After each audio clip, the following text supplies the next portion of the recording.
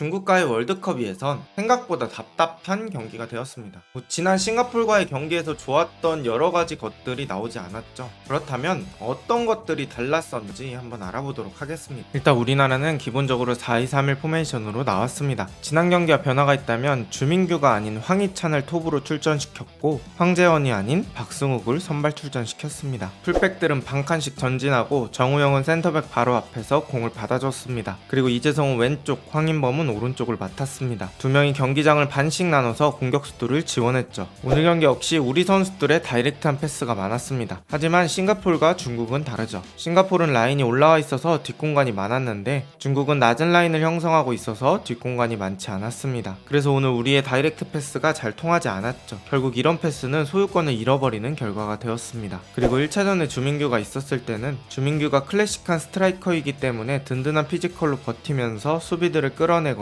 공을 다시 돌려줄 수 있었습니다. 하지만 황희찬이 있었을 때는 그런 역할을 하지 못했죠. 황희찬은 뒤를 보고 있는 역할보다는 몸을 골대 쪽으로 보면서 플레이하는 걸 더 잘합니다. 김도훈 감독이 1차전에서 좋았던 이유는 선수에게 역할을 잘 부여해줬기 때문인데 오늘 경기 황희찬을 톱으로 선택한 건 맞지 않는 옷을 준 느낌이었습니다. 중국은 그저 전반 내내 4-4-2로 수비를 수행했죠. 그리고 라인과 라인 사이로 공이 들어오면 한 번에 둘러싸서 우리의 공을 탈취했습니다. 우리가 저런 수비를 이겨내는 방법은 저기에 공이 들어왔을 때 빠르게 전방 쪽으로 몸을 돌리거나 아니면 우리 선수들이 지원을 와줘서 빠른 리턴 패스가 나가는 것이죠. 하지만 그런 장면들이 되게 적었습니다. 그러던 전반에 좋은 장면이 하나 나왔는데요. 이강인이 반대쪽 손흥민에게 좋은 반대 전환 패스를 넣어주고 손흥민이 이재성과 좁은 공간에서 2대1 패스를 수행합니다. 이재성이 공을 잡지 않고 바로 내준 게 유효했죠. 그리고 손흥민이 이 공을 이강인에게 내줍니다. 이때 중국 수비진을 보시면 전부 박스 안으로 가 있습니다. 한 번의 수축이 일어나면서 포백 앞 빈 공간이 생겼습니다. 이때 이강인이 중거리 슛을 할 수 있는 시간이 생기고 중거리 슛을 시도해봅니다. 방금 좋았던 장면도 결국엔 반대 전환에서 나왔죠. 밀집 수비를 뚫을 땐 이런 큰 반대 전환이 필수적입니다. 전체 수비를 한 번에 움직일 수 있기 때문이죠. 그 이후에도 전반전에 이렇다 할 큰 장면이 없었습니다. 우리가 상대 수비라인 깊숙한 곳까지 진입하지 못하니까 자꾸 이런 다이렉트한 패스만 노릴 수밖에 없었죠. 그렇게 전반전은 0-0으로 종료됩니다. 전반전 스탯표를 보겠습니다. 우리는 점유율은 많이 가져갔지만 큰 찬스가 한 번도 없었습니다. 공을 많이 갖고 있긴 했지만 상대 위험 지역까지 들어가지 못했죠. 하지만 중국은 오히려 빅찬스가 한 번 나기도 했습니다. 우리가 또 너무 왼쪽만 고집하게 되면서 오른쪽 이강인을 활용할 기회가 적었습니다. 이강인에게 공을 줘놓고 이강인이 선수 2명 이상을 끌어당기면 그때 다른 선수들이 움직여주는 방향도 생각해봐야 했는데 그런 방식의 공격은 없었고 대부분이 왼쪽에 치우쳤죠. 우리는 박승욱을 빼고 황재원을, 이재성을 빼고 주민규를 넣으면서 이강인이 가운데서 프리롤로 활동했습니다. 그리고 이 변화가 주요했죠. 측면 성향의 황희찬을 사이드로 넣어서 조금 더 자기가 잘하는 플레이를 하게 되고 주민규가 수비들을 자신에게 집중시켰습니다. 그리고 그 결과는 교체하자마자 나왔습니다. 이강인이 가운데 쪽에서 손흥민에게 좋은 반대 전환 패스를 넣어줍니다. 중국의 두터운 수비진이 있기 때문에 중앙으로는 한 번에 진입하기 어려웠고 박스로 들어가려면 이 방법밖에 없었죠. 그리고 손흥민이 이 공을 잘 잡아놓고 안쪽으로 공을 넣어줍니다. 주민규가 여기서 공은 건드리지 못했지만 몸으로 계속 밀어주면서 수비가 쉽게 걷어내지 못하게 합니다. 저는 이게 바로 몸 두꺼운 스트라이커의 장점이라고 생각합니다. 자신이 결정적 플레이를 하지 않더라도 수비가 원하는 플레이를 못하게 하는 거죠. 그리고 이 공이 뒤로 대굴대굴 흐르면서 이강인에게 향하게 되고 이강인이 침착하게 마무리합니다. 여기서 이강인을 칭찬하고 싶은 게 세컨볼에 대한 집중력 그리고 패스를 하듯이 깔아서 마무리를 하는 게 너무 좋았습니다. 경기는 1-0이 됩니다. 그 이후에 우리는 손흥민이 미친 개인기를 보여줬습니다. 지난 프리미어리그 리버풀과의 리그 경기에서의 후반전부터 확 바뀐 손흥민입니다. 조금 더 저돌적으로 플레이하고 개인 플레이의 비중이 늘어났습니다. 당연히 매번 성공하지는 못하지만 어쨌든 2-3명을 달고 다니는 건 팀 전체적으로는 아주 좋은 현상이죠. 이강인의 득점 이후에 중원에 있는 선수들은 여러가지 움직임을 가져갔지만 중국의 수비 라인을 생각보다는 쉽게 해체하지 못하면서 추가 득점을 하지 못하고 경기는 1-0으로 종료됩니다. 결과론적으로 보면 이번 경기는 선수 활용이 아쉬웠습니다. 원톱 자리에 익숙하지 않은 황희찬을 원톱에 투입하면서 중앙 쪽에서 원톱의 피지컬을 이용한 플레이가 나오지 못했죠. 또 지난 경기에서 좋았던 박승욱을 선발로 투입했음에도 별로 공격적으로 사용하지 않았습니다. 그러면서 공격이 너무 왼쪽에 치중되었고 특히나 손흥민의 개인 능력에 집중된 느낌이 들었습니다. 여러가지 아쉬움도 있었지만 결국 우리는 2경기 연속 승리를 가져가면서 김도훈 체제에서 어느 정도 성과를 얻었다고 볼 수 있습니다. 특히 배준호나 박승욱, 황재원 같은 선수들은 국대 무대에서 볼 수 있었던 게 신선했죠. 이제 우리 우리는 또다시 새로운 감독을 찾아야 하는 숙제를 안게 되었습니다. 과연 어떤 감독이 선발될까요? 오늘 영상은 여기까지입니다. 좋은 하루 되세요.